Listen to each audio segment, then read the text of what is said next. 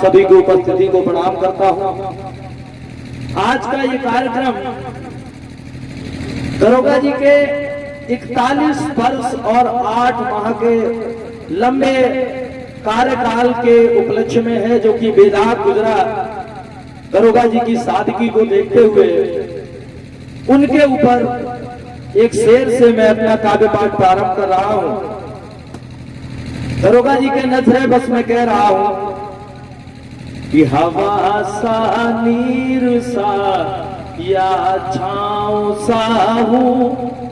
दरोगा जी की तरफ से है कि हवा सा नीर सा या छाँव सा हूं, किसी बीरा डगर में ठाऊं सा। हवा सा नीर सा या छाँव सा हूं, किसी बीरा डगर में ठाऊं सा हूं।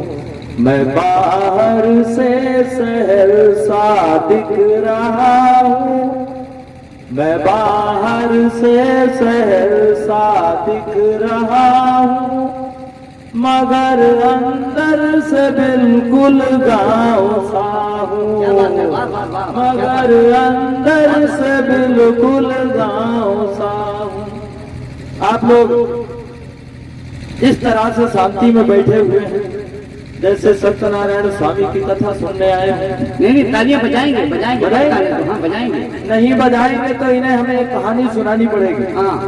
परीक्षित महाराज जब सुखदेव जी महाराज से कथा सुन रहे थे भागवत की, तो उनके दिमाग में एक विचित्र सा सवाल आया। उन्होंने पूछा, सुखदेव महाराज जी ये बताइए कि कलयुग में तालियों का क्या महत्व होगा? कलयुग में तालियों का क्या महत्व होगा? तो सुखदेव जी महाराज बोले, हे राजा परीक्षित, कलयुग में जब भी मनुष्य का जन्म होगा उसको 10 बोरा तालियां दी जाएंगी, उसको 10 बोरा तालियां दी जाएंगी, और उस जन्म में उसे वो तालियां बजानी है। जिसने उस जन्म में वो 10 बोरा खर्च न किए, उसके बचे हुए बोरा अगले जन्म में जोड़ दिए जाएंगे। अगर 5 बोरा छूट गए तो अगली बार 15 बोरा लेके जाएगा, और जिस वर्ष उसके 100 बोरा पूरे हो गए फिर घर घर जाके तालियां बजाएगा। क्या बात है, क्या बात अब है। जिसको अपने खर्च करने हो वो खर्च कर सकता है, नहीं तो 10, 15, 20, 25, 100 हुए फिर सब इकट्ठे होके बजाओगे। खैर तालग्राम भी वैसी जगह है, अभी भी अगर नहीं बजा रहे हो तो कोई बात नहीं है। मैं आपसे ज्ञान ध्यान की कोई बात नहीं करूंगा। ज्ञान के हालात बड़े खराब हैं। सवेरे 11 चैनल खोलो, 12 बाबा प्रवचन देते नजर आते हैं, उसी समय हम मनोरंजन करके गुल्ला कर रहे होते हैं। हाँ, बिल्कुल। संयोग देखिए, अभी एक बाबा जी थे।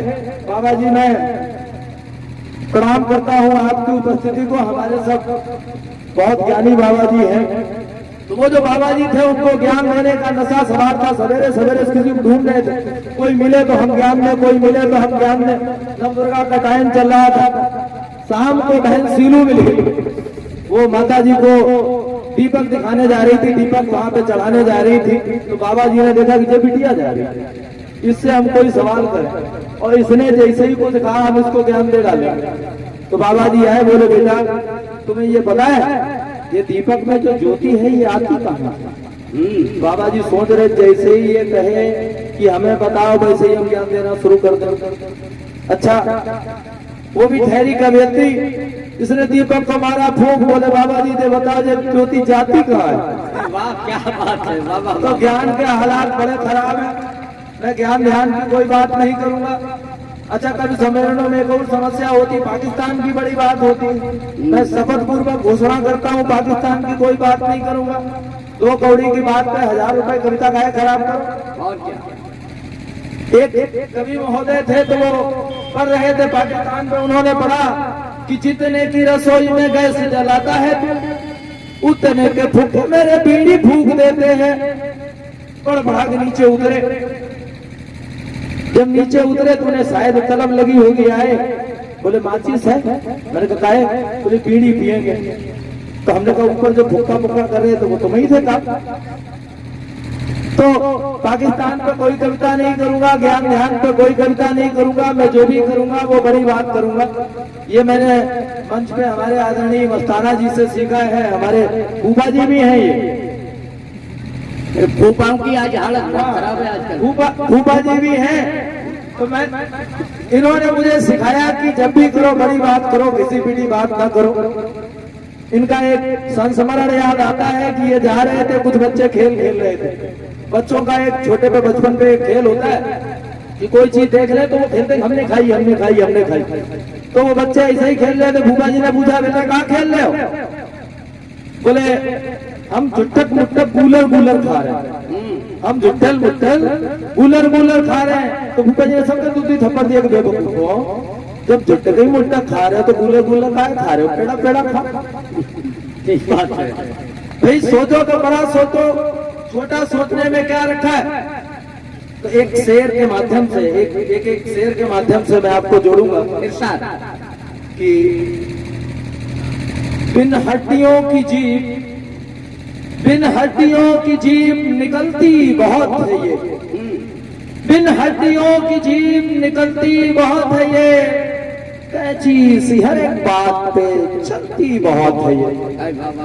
बिन हड्डियों की जीभ निकलती बहुत है ये, कैची सी हर एक बात पे चलती बहुत है ये, और हर शख्स खोजता है अपना फायदा यहाँ, इंसान की फितरत है बदलती बहुत है। क्या बात है, वाह वाह वाह। इंसान की फितरत है बदलती बहुत है ये। और एक गजल का एक मतला और कुछ शेर मैं आपके नजर करूंगा, और उसे पढ़ने से पहले मैं थोड़ा बता दूं, इसमें एक शब्द आएगा, इसको मैंने प्रतीकात्मक रूप से लिखा है। एक शब्द आएगा लहलहाते खेत, उसको मैंने यूज किया है अपने देश के रूप में।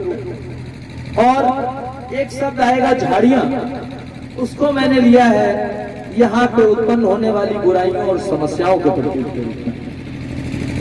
तो देखिए आपका आशीर्वाद मिले अगर आपको इसे पसंद आते हैं तो।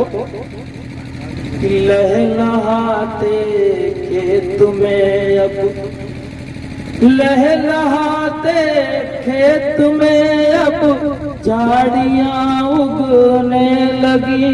क्या बात है, वाह वाह वाह। लहलहाते खेत में भी झाड़ियां उगने लगी, कि जब से घड़ियालों की लंबी दाढ़ियां उगने लगी। क्या बात है, वाह वाह वाह। अब जो पहुंच जाए वो पहुंच जाए, जो ना पहुंचे तो कोई बात नहीं। प्रतीकात्मक है, बिल्कुल प्रतीकात्मक है, मैं पहले ही बता चुका हूँ कि लहलहाते खेत में भी झाड़ियां उगने लगी, जब से घड़ियालों की लंबी दाढ़ियां उगने लगी। 5 वर्षों तक जहां पर घास भी उग ना सकी। राजयोगी जी चुनाव आने वाला है, वहीं से है ये शेर कि 5 वर्षों तक जहां पर घास भी उग ना सकी, वोट की 5 वर्षों तक जहां पर घास भी उग ना सकी, वोट का मौसम जो आया साड़ियां उगने लगी। वोट का मौसम जो आया साड़ियां उगने लगी, कि रोड पर बेसुध पड़ी अम्मा को वाहन ना मिला। रोड पर बेसुध पड़ी अम्मा को वाहन ना मिला। रैलियों में चमचमाती गाड़ियां उगने लगी, कि अब तो घड़ियालों की लंबी दाढ़ियां उगने लगी।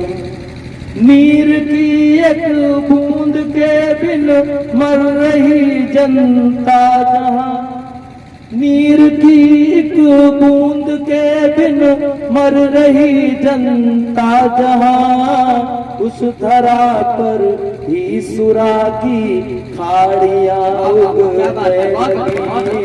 उस धरा पर ही सुरा की। और अंतिम शेर है इस गजल का कि धर्म मजहब जातियों में बट गया इंसान यहाँ, धर्म मजहब जातियों में बट गया इंसान यहाँ। देव प्रस्तर के बुतों में नाड़ियां उगने लगी, अब तो घड़ियालों की लंबी गाड़ियां उगने लगी। आप जिस शालीनता से तसल्ली से सुन रहे हैं उसके लिए एक रचना मैं आपको और सुनाऊंगा, और वो इसलिए सुनाऊंगा, मेरा बहुत मन है कि वो रचना मैं यहाँ पढ़ूं। जिनके लिए ये कार्यक्रम हो रहा है वो पुलिस में अपनी लगभग 42 वर्षों की सेवा देकर के आए हैं। एक पुलिस और एक फौज, इनका जीवन लगातार एक दोराहे पे खड़ा रहता है, पता नहीं ये वापस घर जाएंगे या नहीं जाएंगे। बिल्कुल बिल्कुल। इनके ऊपर बहुत कुछ लिखा गया, लेकिन एक पहलू ऐसा रह जाता है जो थोड़ा अछूता सा है।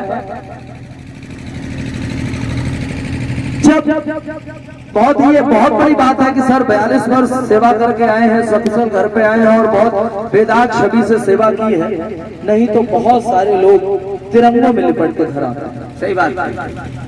और जब कोई शहीद घर आता है तो उसके घर के क्या हालात होते हैं। मैंने अपनी कलम से गुजारिश की कि उनके लिए वो कुछ लिखे। आप सभी के चरणों में वो रचना मैं दे रहा हूँ। तालियां बजाने की कोई आवश्यकता नहीं है, आप बस गौर से उस रचना को सुनिए, एक एक शब्द पे उस पे गौर करिए और ये महसूस करिए क्या मैं उस शहीद के घर वालों का दर्द सही से लिख पाया हूं या नहीं लिख पाया हूं। कलम आज कुछ जीवित लिख दे, कलम आज कुछ जीवित लिख दे, उन फौलादी वीरों पर चित्र रूप जो छपे हुए हैं आज कहीं तस्वीरों पर। जीवित लिख दे उन फौलादी वीरों पर चित्र रूप जो छपे हुए हैं आज कहीं तस्वीरों पर। जिनके पौरुष के आगे थम गया जोश तूफानों का, जिनकी दृढ़ता के आगे तन कांप उठा चट्टानों का। क्या बात है। तू आज देश पर मरने वाले वीरों की जय गाथा लिख, तू त्याग और बलिदान सुशोभित भारत माँ का माथा लिख।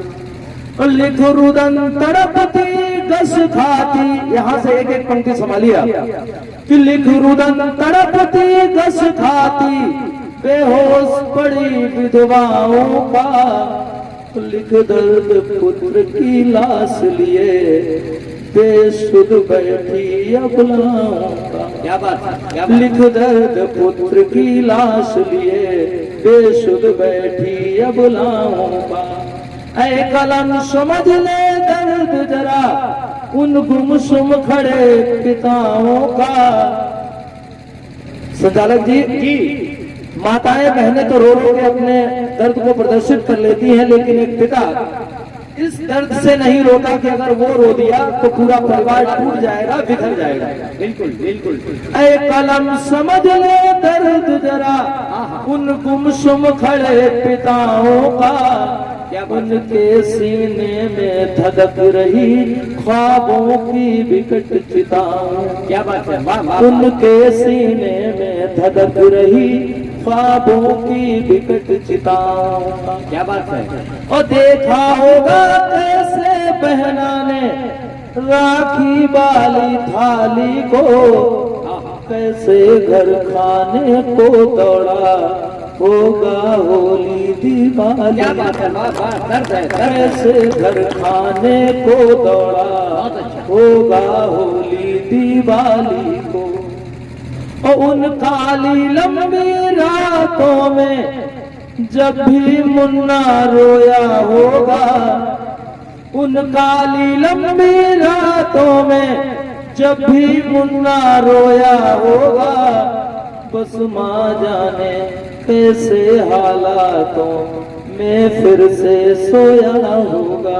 क्या बात है, बस माँ जाने कैसे हालातों में फिर से सोया होगा। कि मुन्ने ने जब पूछा होगा, मुन्ने ने जब पूछा होगा, कब वापस आएंगे पापा, गुड्डा गुड़िया घोड़ा गाड़ी कब टोपी लाएंगे पापा, गुड्डा गुड़िया घोड़ा गाड़ी कब टोपी लाएंगे पापा। आंखों में अश्रु भरे माँ ने मुन्ने को छपकाया होगा, उस रात नींद का कतरा भी आंखों में न आया होगा। क्या बात है, वाह वाह वाह। उस रात नींद का कतरा भी आंखों में न आया होगा।